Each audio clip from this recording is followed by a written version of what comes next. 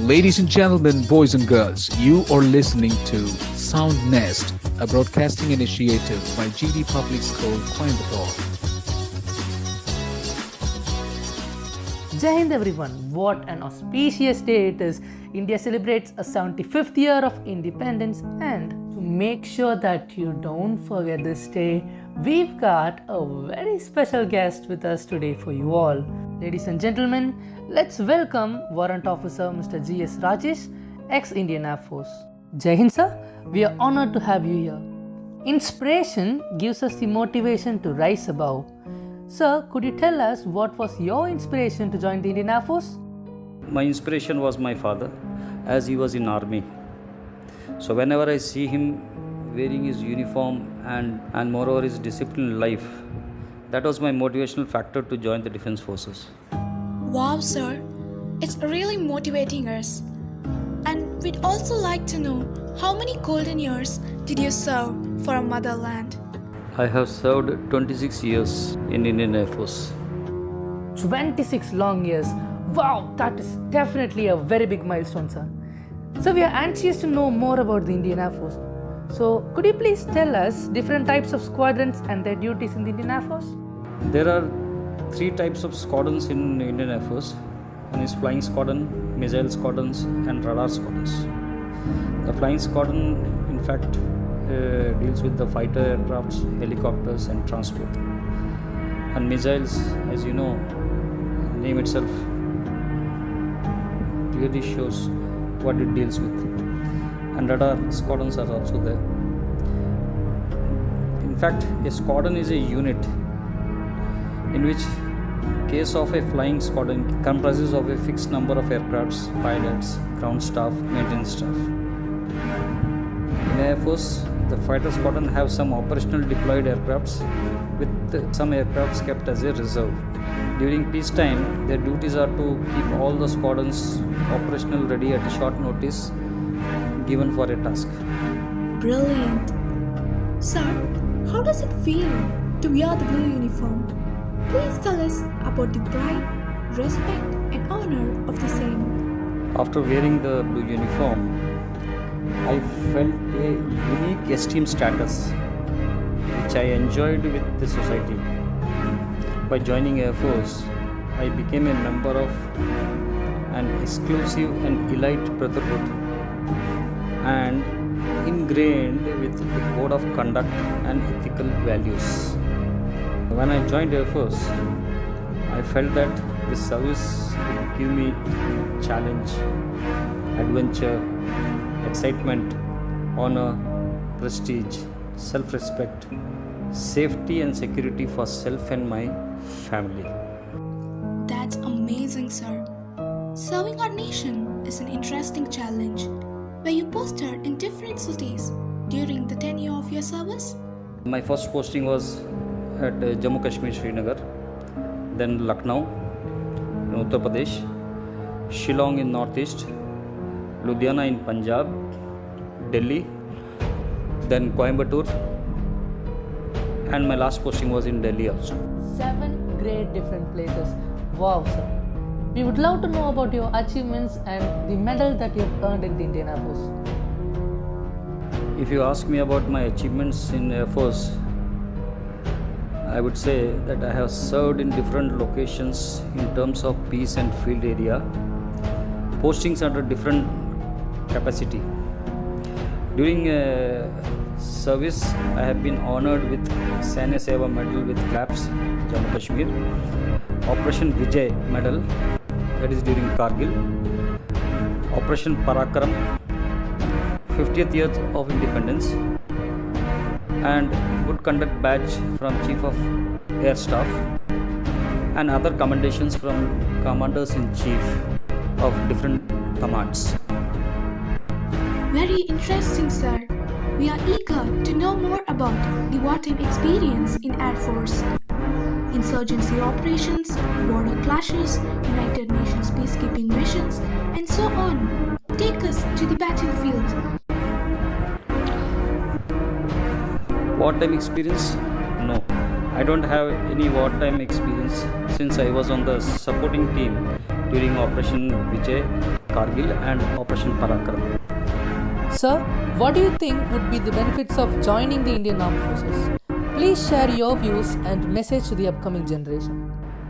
Instead of asking me the benefits of armed forces, I would rather say the armed forces is the best workplace ever. See, there is a saying in armed forces that we make men out of boys.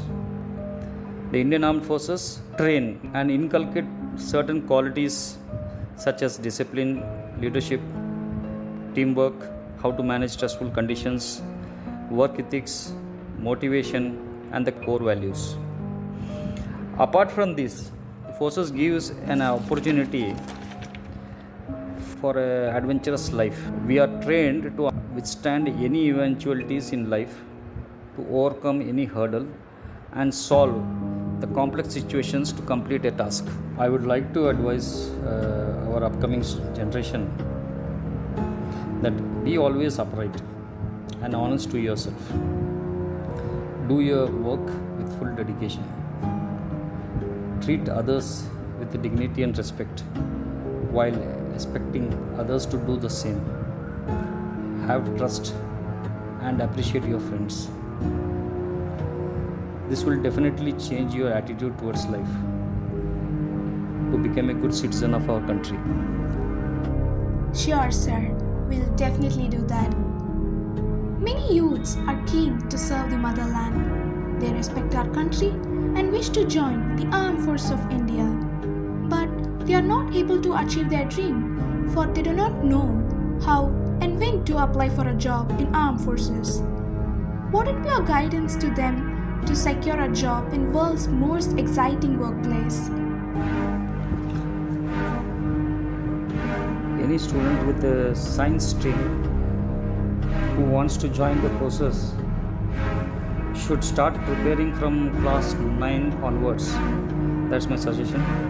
After completion of 12th, he can appear for Hindi exam. To become an engineer, a technical entries course is being conducted by the army, and thereafter graduation in any stream, he or she can appear for CDS exam. Girls can opt for OTA, Officers Training Academy.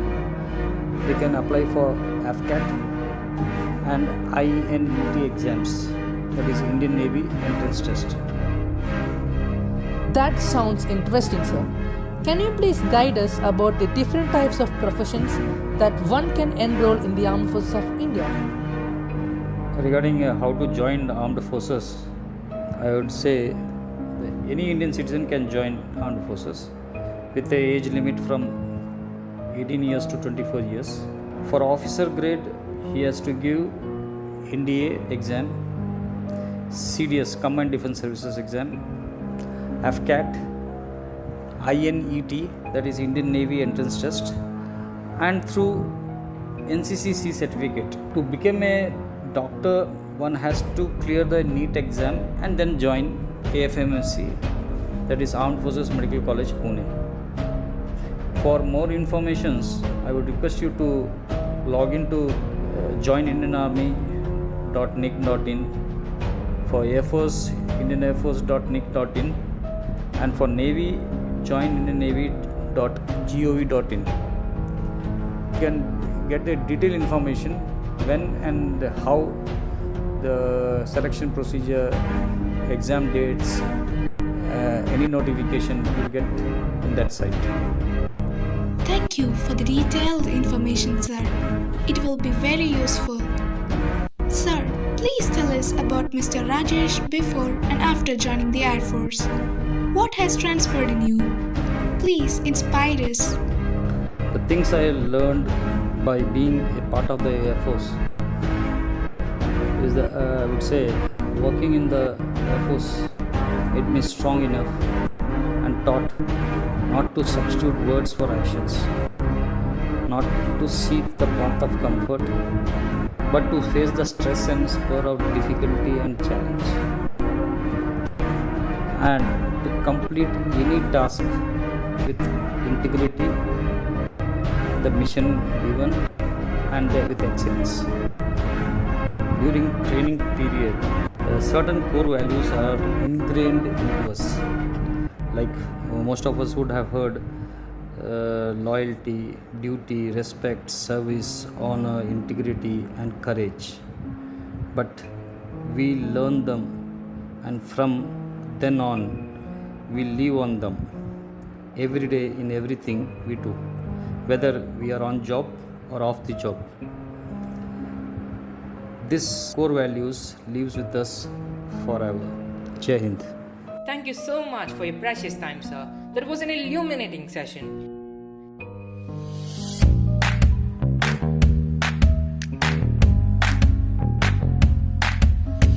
Hello everyone, with your host Thea, here to leave you flabbergasted in the next few minutes by unraveling mysteries from the history. But today, 15th of August, is a very special day. The day where thousands laid down their lives just to breathe freedom. As a tribute, we are here to unravel some of the most interesting, unknown, and of course, shocking events that occurred. So what are you waiting for? Climb on board. The time machine awaits. Make sure you've got your seatbelts on because you know how fast it travels. With patriotism in our hearts, we all celebrate the auspicious day of August 15. Independence Day is the day when we all come together, regardless of caste, religion, or culture, to celebrate our country's victory and independence. But have you ever considered why the 15th of August was chosen as the date to commemorate Independence Day? Well, it was Lord Mountbatten who had personally decided the date of August 15 because he had considered that date to be very lucky for his career. During the World War II, it was on August 15, 1945, that the Japanese army had surrendered before him, the commander of the Allied forces. And did you know that India is not the only country that celebrates its independence on August 15? We have North Korea, South Korea, Republic of Congo, and Bahrain. These are some of the countries which celebrate its independence on the same day as of India. Over to the top secret number 1. 20 years ago, India's independence hero, Subhash Chandra Bose, reportedly died in a mysterious plane crash near Taipei, Taiwan. But even today, many Indians believe that the crash never happened. Stopping the conspiracy theories, the Indian government remains unwilling to declassify top secret files on the Bose's last days in 1945.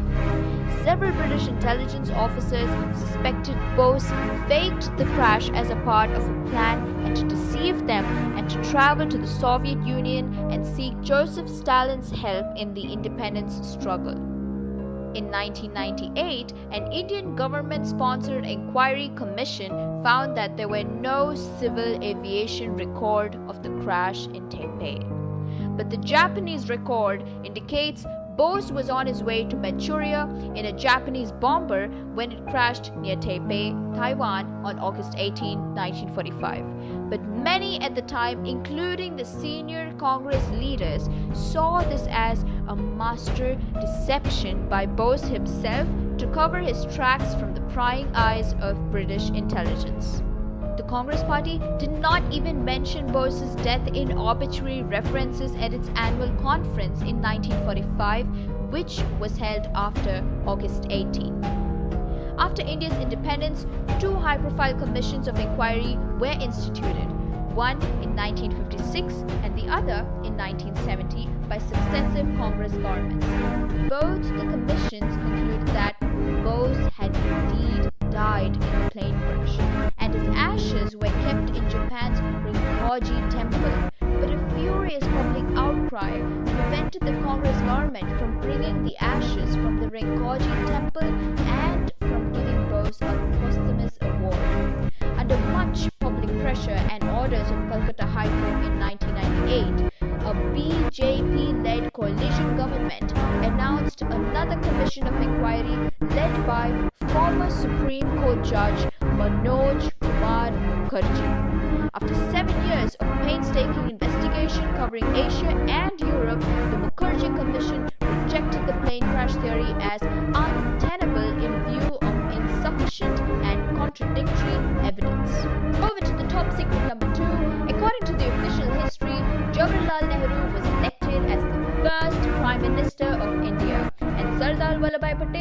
became his deputy, and it was all done purely on merit.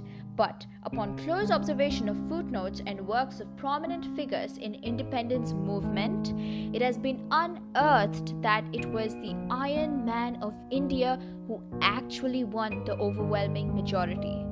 But Nehru stood firm on his ground that he would either take the number one spot or stay out. Mahatma Gandhi wanted both Nehru and Patel to lead independent India and preferred Nehru as he had comparatively modern outlook.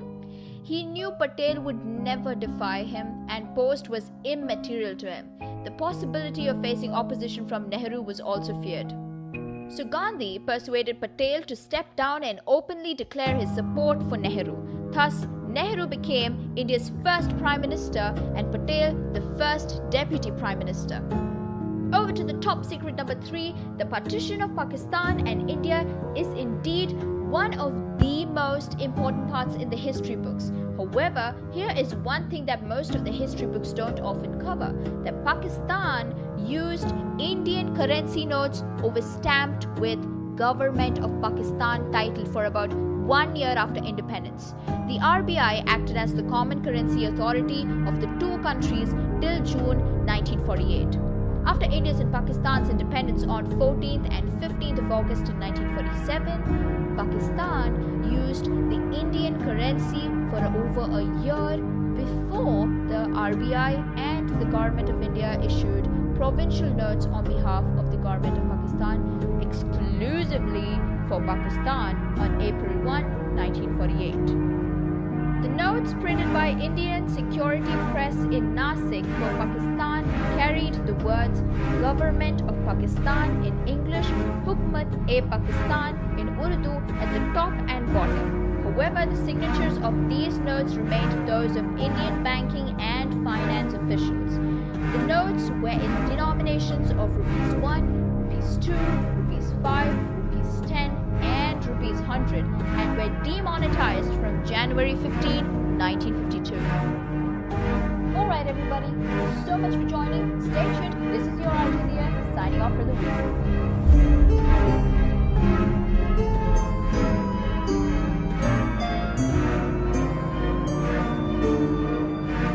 Welcome back. You're still listening to Sound Nest, here to tell untold stories of unsung freedom fighters. Whenever we think of India's greatest freedom fighters, the names that instantly pop up in our heads are Bhagat Singh, Chandrasekhar Azad, Ram Prasad Bismil, and of course, the usual ones, Mohandas Karamchand Gandhi, Netaji Subhash Chandra Bose, Pandit Jawaharlal Nehru, C.R. Das, and Sudendranath Banerjee.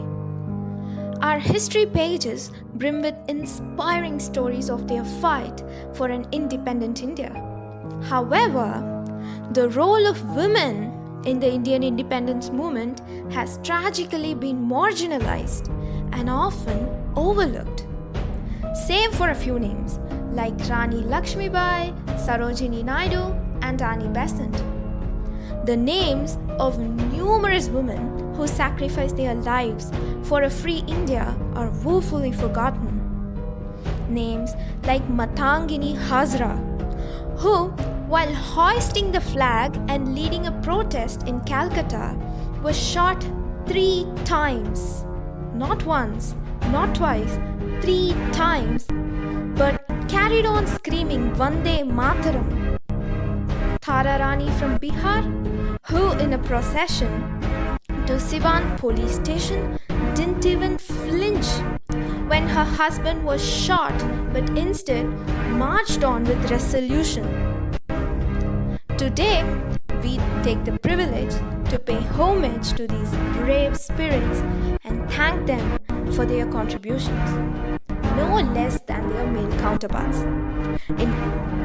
in fighting for the independent India that we know today. Now, first in line, we have Begum Royeka. Often called the India's first Bengali Muslim feminist, Begum Royeka was an educator in Bengal, an active advocate for social change and gender equality. She was fighting for the education and emancipation of the Bengali Muslim women and even established a school, the Sakhawat Girls Memorial High School in 1909, for the downtrodden Bengali Muslim women, to teach them their rights and their roles in becoming unmovable forces in the early 20th century society.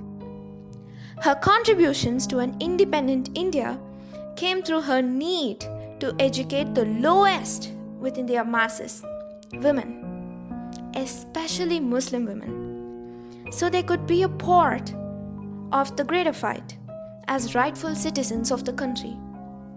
Next on line, we have Honorable Captain Lakshmi Segal. Alongside these noteworthy names was a force so powerful that it was only natural that she was born to create history. Captain Lakshmi Segal scandalized a lot of people, including her grandmother, when she began to question the archaic caste system in the country and in complete defiance of society as it stood. She walked up to a tribal girl, joined hands with her, and began to play.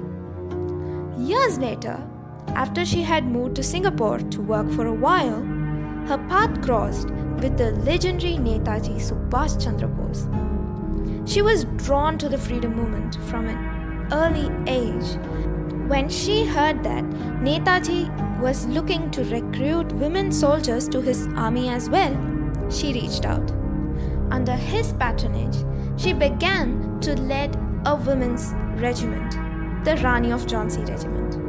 She was also arrested by the British but was released a few months after.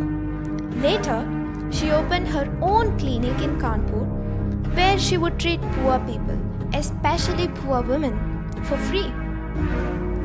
And finally, now is a valiant Aruna Asaf Ali.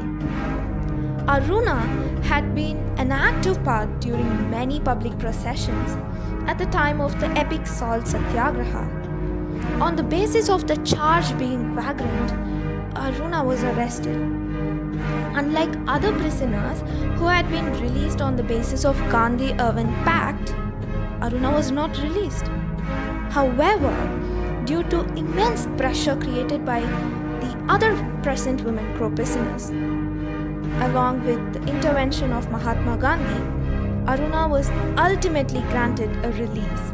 She was again imprisoned due to her active part in the popular freedom movement. Due to her active stand against the British Raj, Aruna was soon transferred to the Ambala jail, where she had to face isolation because of the presence of only male members in the jail. Soon after getting released from jail, Aruna focused on socialism, since she was also influenced quite a lot by the principles and ideals of Mahatma Gandhi. Due to this contribution, Aruna was hailed as the heroine of 1942. Truly, goes without saying though, each of these freedom fighters are epitomes of inspiration for each and every Indian, even today. Their names may have been lost in many of the history books, but their die-hard contribution makes each and every single Indian feel proud of them. Salute to all. Just as Netaji said, one individual may die for an idea, but that idea will, after his death, incarnate itself in 1,000 lives. Let's not forget our freedom fighters' honorable and immense sacrifices and strive to be a better and responsible human and citizen. With this gentle reminder, bye!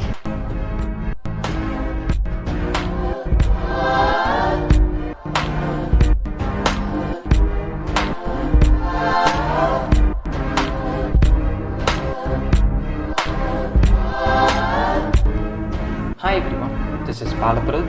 Today we are going to see about post-independent achievements of India. India enters trillion-dollar economy. In April 2007, India enters the trillion-dollar economy. It was in the year 2006 to 2007 when the GDP of India was 4 trillion, which was much higher than the GDP of 2001. Thus, entering into a new economic club is one of the brightest Indian achievements. A victory for the democracy. It was the first time in the year 1977 when India actually showed the true democratic colors. The President, Fakhruddin Ali Ahmed, put an emergency alert to the country, of course being influenced by Indira Gandhi. And after a few days, the emergency was taken off and India became free again. It was a true victory for the country.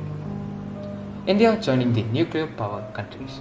It was in the year 1974 when Atal Bihari Vajpayee was the Prime Minister of India, did a nuclear test along with the Dr. APJ Abdul Kalam. The test was successful and it was a proud moment for the country. The formation of the Constitution and the Declaration of the Indian Republic. It was 26th January 1950 when India wrote its Constitution. It was a very proud moment for the democratic country where rules were set for everyone and Dr. Rajendra Prasad was elected as the first president. A proud moment indeed. Thank you so much for your precious time. We hope you enjoyed today's show.